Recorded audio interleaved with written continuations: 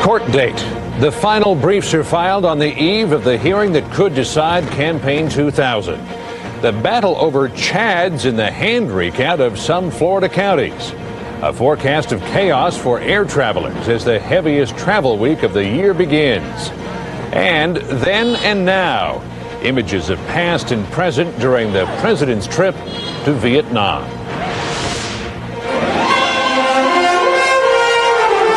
This is the CBS Evening News with John Roberts. And good evening. The fate of the Florida election and with it the presidency is now in the hands of the 7 justices of the Supreme Court of Florida. Here's the latest. Attorneys for George W. Bush today filed arguments with the court to call an end to the election. The Gore campaign filed a response asking to set broader standards for the hand count. Those counts continued in Broward and Palm Beach counties today. Miami-Dade is expected to begin tomorrow. CBS News has correspondents following every aspect of this historic saga. We begin tonight in Tallahassee, ground zero for the court battle in Byron Pitts. Byron? Well, John, all of the paperwork is in. So tomorrow, that building behind me, the state Supreme Court, takes center stage. Today, the race to the White House became an all-out sprint to Florida State Supreme Court. Lawyers for the Secretary of State, the Bush and Gore campaigns, filing the last of their legal briefs. This is an unusual case in the court history. History that hinges on 2 very different interpretations of state law. For Bush's lawyers, the argument is this. The Florida legislature did not view manual recounts as a necessary ingredient in determining the will of the people. And therefore, Republican Secretary of State Katherine Harris used her discretion properly when she chose to certify the election before the hand recounts were over. Gore's attorneys argue for the secretary to exclude the results of a valid recount is the very definition of capriciousness. I think when you look at the law, it sides with the voter. And that's the important thing. Has that voter's ballot been correctly counted? Gerald Cogan, a former state Supreme Court justice, says despite all of the partisan politics thus far, the 7 justices, 6 Democrats and 1 independent, will make their ruling based on law, not political leanings.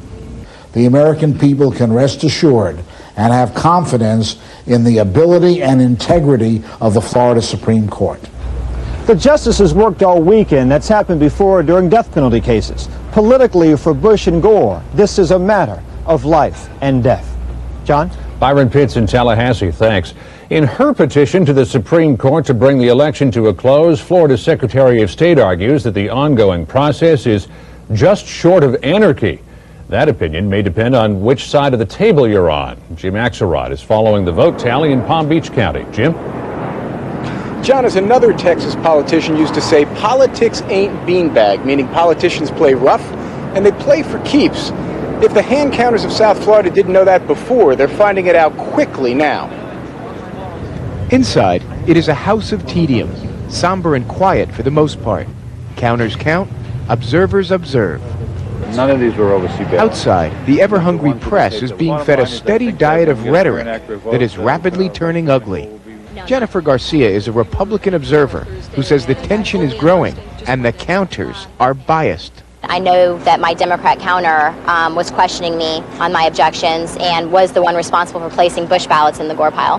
What round-the-clock cameras show inside are 2 volunteer counters from different parties, watched by 2 observers from different parties. Only after everyone agrees on which hole's been punched is a card placed in a pile that's counted twice. Then the pile's held up to the light to make sure no Bush ballots end up in the Gore pile, or vice versa. And if it's all Gore's, it'll be the light goes all the way through it. All 4 of us looked at that. We do Bush the same way. Bob Lemon is a 71-year-old Texas lawyer who paid his own way here to be a Democratic observer. If there's truly bad blood or intentional bad counting, he hasn't seen it.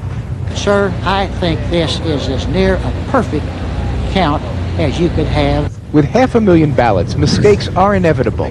But any tampering would have to happen under 3 other sets of eyes, plus the roaming cameras. It's nice to put out that spin.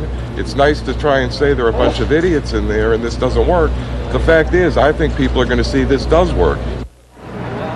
As if we needed any further indication of what a circus it's become outside the vote counting center here in Palm Beach County, right on cue this afternoon, An appearance by none other than Donato Dalrymple, the, quote, fisherman who pulled Elian Gonzalez from the Atlantic just about a year ago.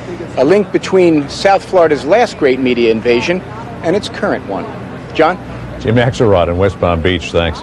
To hear the Bush campaign tell it, the process isn't just confusing and chaotic, it's bordering on corrupt. Bill Whitaker brings the dizzying spin from Austin into balance for us tonight. Bill? John, the Bush campaign will be fighting the continued ballot count in the Florida Supreme Court tomorrow, but today they were fighting it in the court of public opinion, saying once again that the count just can't be trusted. George W. Bush greeted well-wishers outside church today, his sunny smile the campaign's public face. But off-camera, his staff and attorneys were making ugly charges of abuse, even fraud, in Florida. Republicans there brought Navy wife Abby Krug before reporters. Her husband, believe it or not, named Chad, sent in his ballot from overseas, one of those absentee military ballots Republicans claim was unfairly rejected. My husband is risking his life for our freedom, for our right to vote. Now, Republicans say this is only one of the reasons they oppose the current ballot counting process. Just one of the reasons they'll ask the courts tomorrow to stop it. John? Bill Whitaker in Austin, thanks. There's no shortage of spin on the Democratic side either, particularly over the charges that military votes were singled out for rejection. Cheryl Atkinson is covering the Gore campaign's response. Cheryl. John, Al Gore canceled a trip home to Nashville for a family reunion so that he could keep an eye on that chaos in Florida. Hello, how are you all? Gore wasn't talking about the election. He sent his running mate out to answer charges of misconduct in the recount, especially involving overseas military votes. Look, if there's fraud and they have evidence of it, they ought to take it right to the local election officials.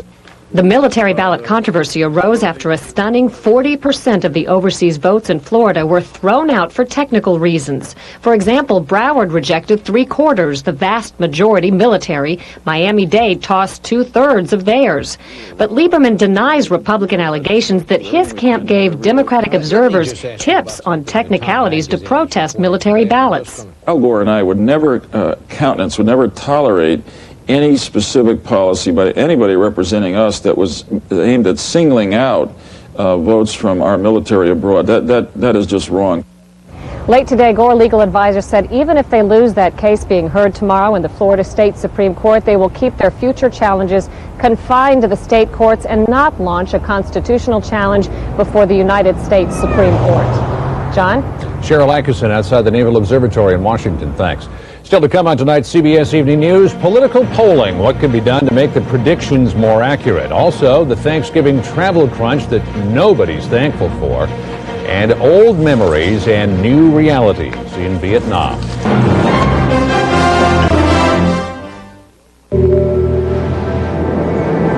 I love my toys, and I love any day when I can go out and play. The clock's ticking, and I'm not a kid anymore. So I eat right, stay in shape, and take Fleximin. I don't have time for those achy joints that can slow you down. Maximum Strength Fleximin goes right to the source. Fleximin combines glucosamine and chondroitin with the power of MSM, all in one joint support formula that helps rebuild cartilage. Fleximin goes with me wherever I go. Come on, Ben. Maximum Strength Fleximin, formulated by Arthritis Research Corporation. I've got a client, a single woman who's 59 years old. She planned to retire at 62. I figured out that with a combination of annuities, she could do it 3 years sooner.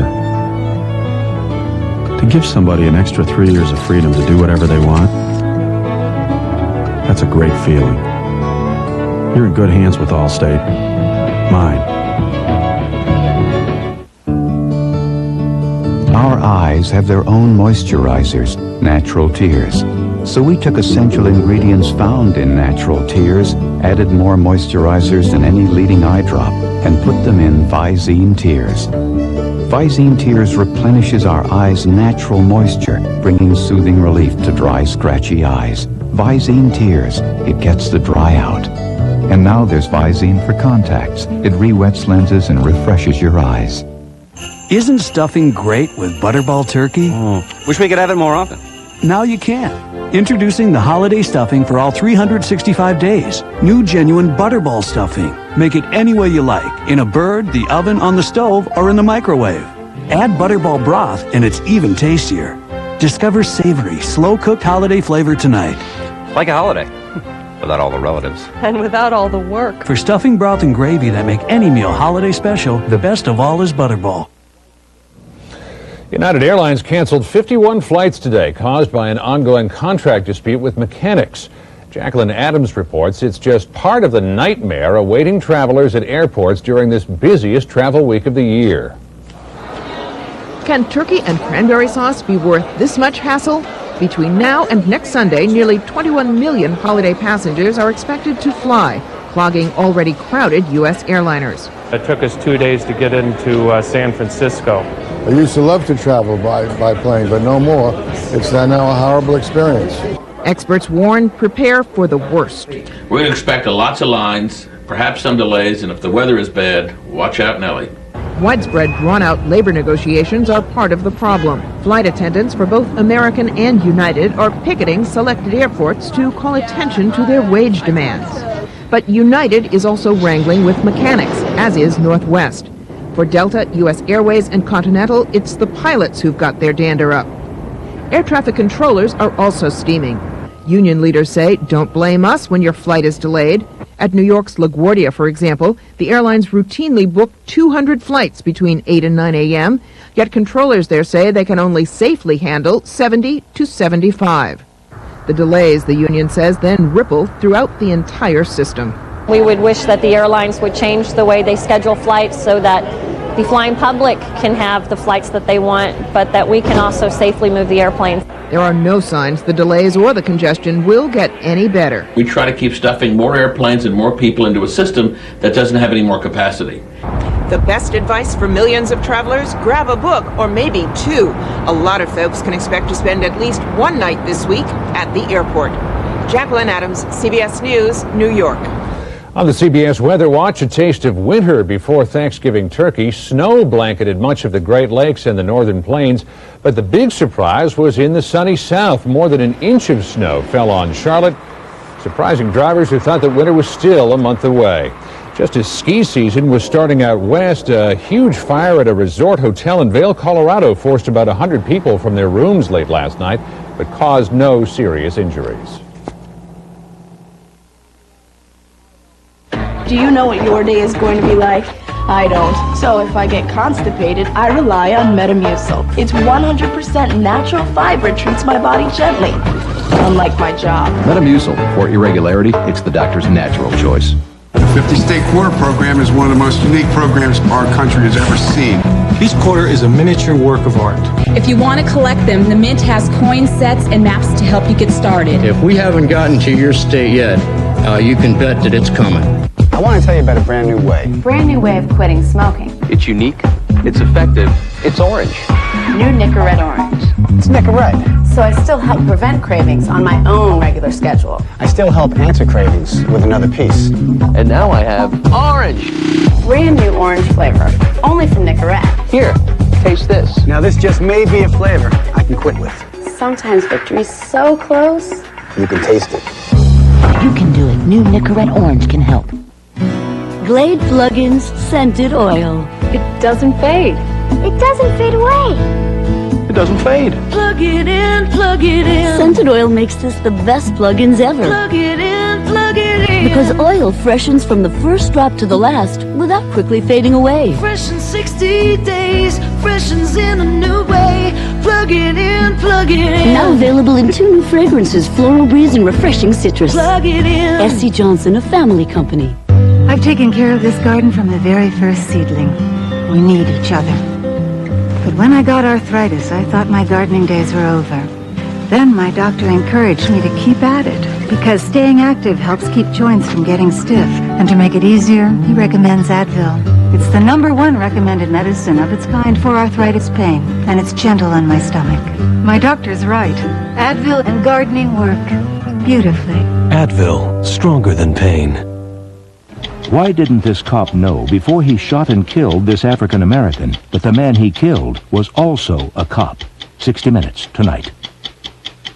The legal and political battle for the presidency. We'll have the latest on the Florida recount. Wake up to what's happening this week on The Early Show with Bryant Gumbel and Jane Clayson.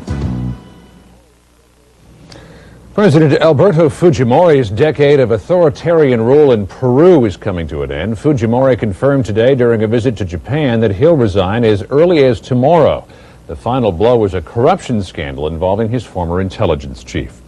In most elections, public opinion polls give a pretty good indication of who has the lead. But in campaign 2000, most of the pollsters seem to have gotten it wrong. Jeffrey Kaufman got some answers from the people who asked the questions. Do you think either of the presidential campaigns is placing politics above the good of the country? Even now, nearly 2 weeks after Election Day, pollsters are still calling, still trying to figure out what voters are thinking. About 40% of voters told us they had reservations about the candidate they voted for.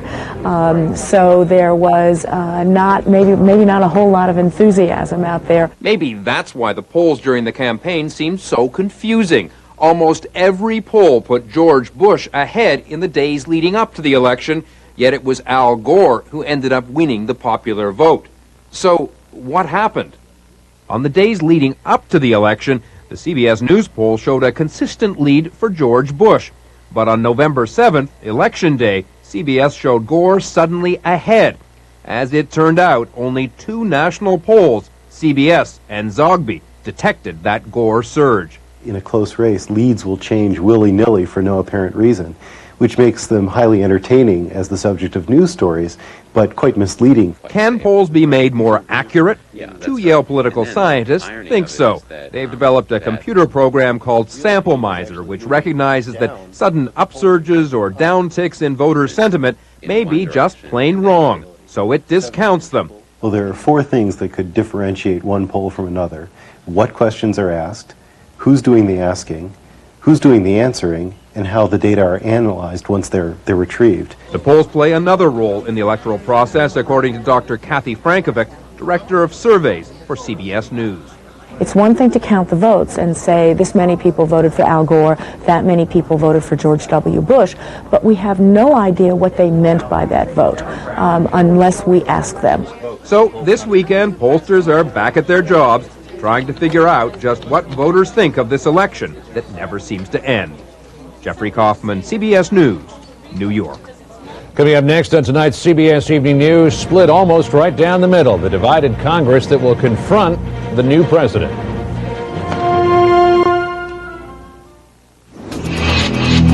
To perform at your best, you should always start with the fundamentals.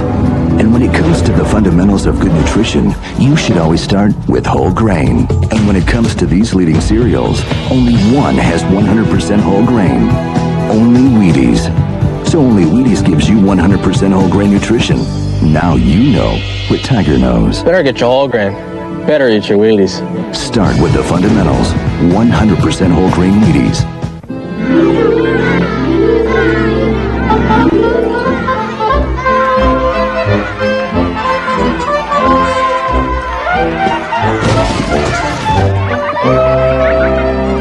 With shopping on your MSN homepage, you can search, shop, and compare for televisions, cell phones, video cameras, or whatever else you need.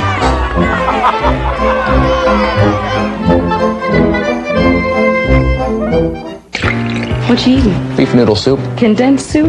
You're an adult now. There's a better tasting soup. New Progresso beef and mushroom has tender steak, pasta, and hearty vegetables. See the difference? This is better. Now about that tie. It's time to go to the better taste of Progresso. Women are throwing away an amazing product, and their skin looks better for it. New Olay Daily Facials Cleansing Cloths. You get superior cleansing and improved skin condition. New Olay Daily Facials, proven to cleanse and exfoliate like a facial. So I can order HBO, right? Yes, sir. Actually, 7 of them. So it's got a pretty clear picture then? 100% digital quality. Football? Up to 13 NFL games every Sunday if you want them. I love you. I know, sir. Now get free professional installation when you buy a DirecTV system and sign up for Total Choice programming. Hi. The presidential photo finish appears to reflect a deep-seated division of public opinion, one that affects the legislative branch of government as well. That's tonight's Sunday cover. Just how does a divided government govern? With Americans still glued to news from the Florida presidential recounts, most people haven't had time to consider the other big election night story, the battle for the United States Senate and House of Representatives. Looks like the Republicans may retain control of the Senate. Don't know yet. Could wind up to be 50-50. Even former House Speaker Newt Gingrich admits that the days of a Republican revolution are over. We're entering a 4-year period in which we as a nation will have to grow our own mandate, because no party and no candidate will be able to walk into this city with a mandate. Next year's Congress makes for the very definition of divided government. In the Senate, pending the outcome of one still undecided race in Washington state, Republicans have either a 51-49 margin or are tied dead even with the Democrats. In the House, the GOP majority is just 9 seats. So help me God. The last time the parties were this close was 1953. Despite President Dwight Eisenhower's popularity, voters gave his Republican Party only a razor-thin majority. But Congress still managed to get work done. In those days, Democratic and Republican leaders were political moderates and friends. The numbers were the same in 1953-54. The political culture was radically different. It is rare now to find members of Congress from opposing parties who are best friends. In fact, since Republicans won the House in 1994, Americans have witnessed a string of nasty partisan congressional street fights. A contract with America, a government-wide shutdown, and the impeachment and trial of a Democratic president. The people's trust has been betrayed. For the sake of the country, says former Senate Majority Leader George Mitchell, a Democrat, the harsh rhetoric must end. I think they ought to recognize that the country is just about evenly divided.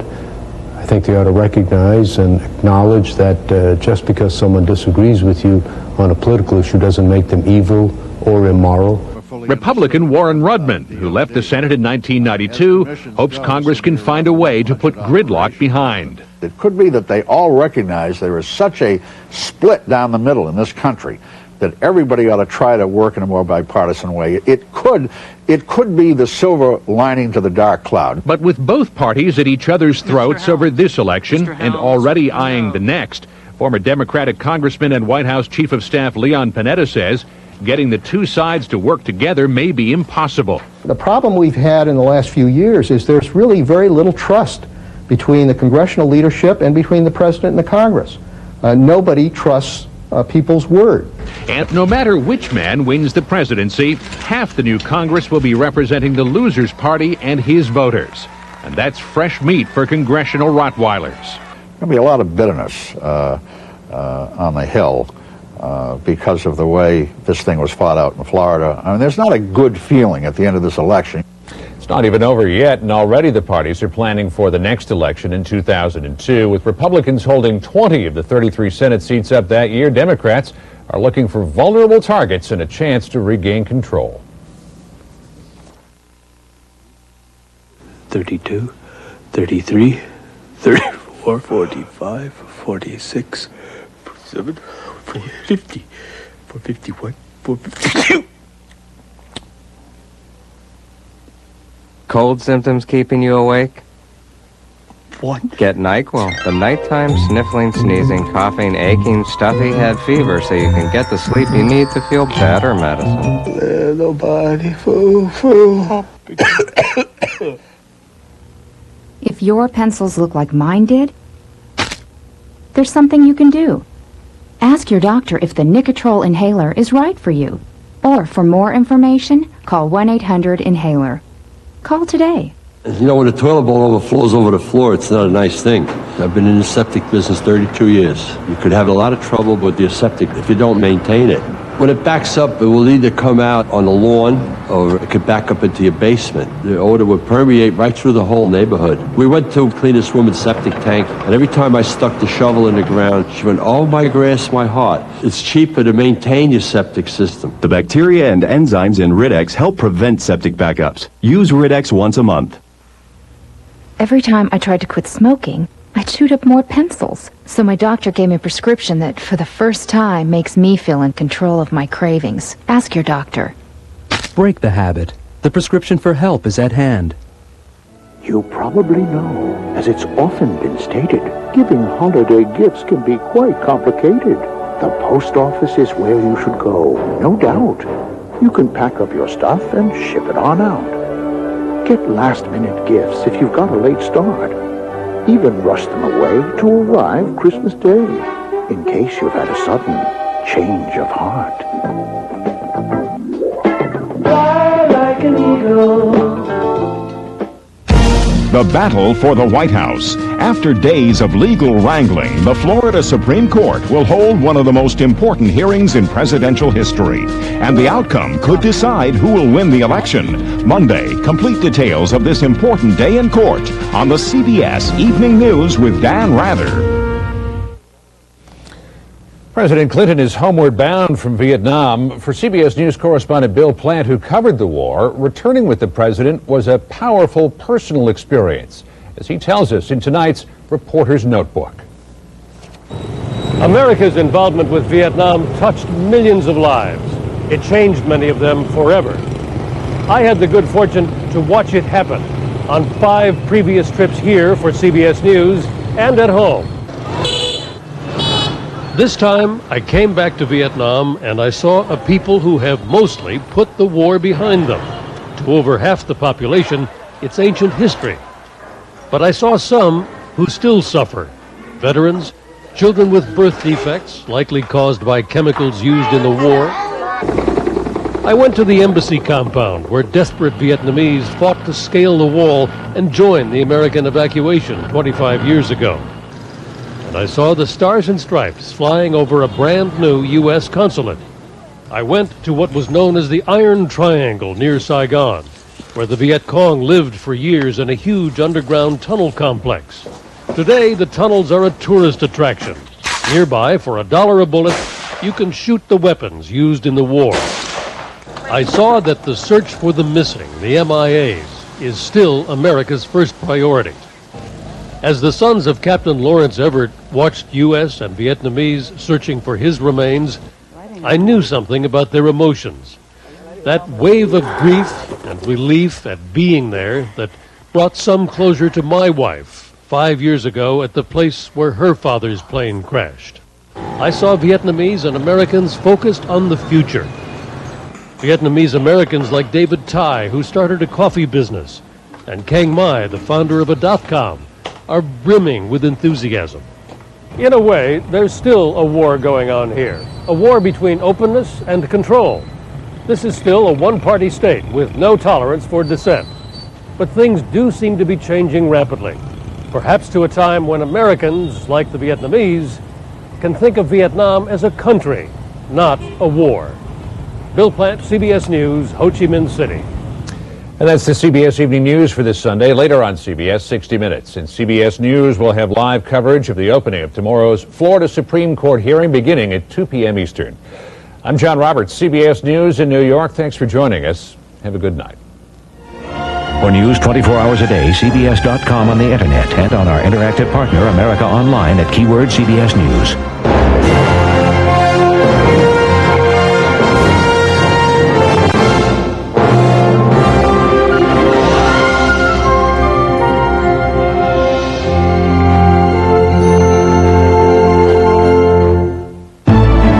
Experience you can trust. CBS News. A little warmer today, but more cold air is on the way to Middle Tennessee. I'll talk about when it will be here coming up. And while most will enjoy an abundance of food this Thanksgiving, some will have